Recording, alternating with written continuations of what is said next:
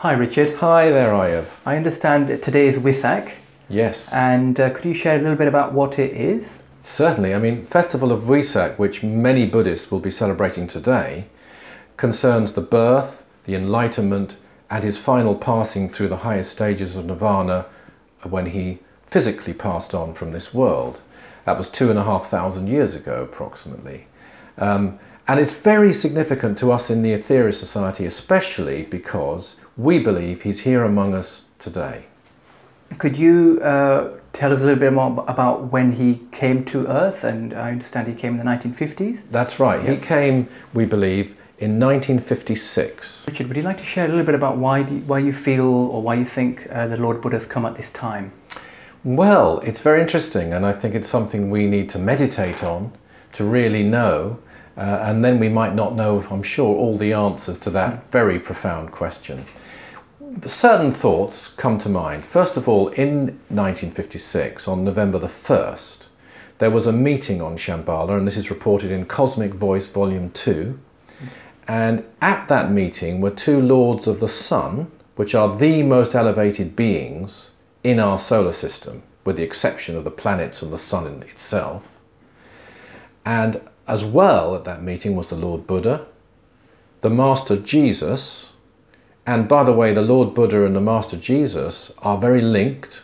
In fact, the Master Jesus is regarded as the younger brother of the Lord Buddha in mystical circles. And there are also members of the Great White Brotherhood there, including those known as the Masters M and KH.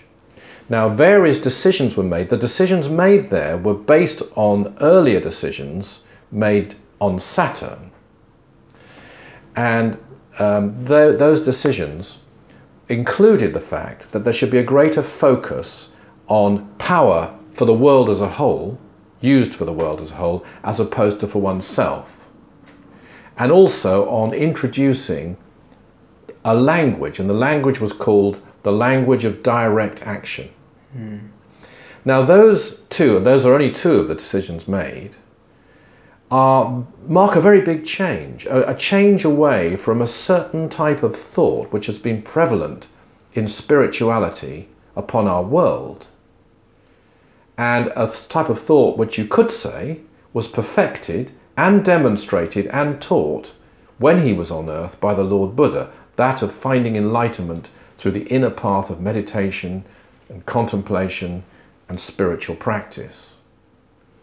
And now there has to be a big change, and who better to lead that change than one who has demonstrated it, lived it, and taught it, but obviously, before he ever came to earth, was a servant of Brahma, who understood service as the great teaching. And it may be now he's in a way released, perhaps you could almost say, to give the full impact of his mind, of the impressions that he emanates through the realms from Shambhala towards service as the main form of spiritual expression.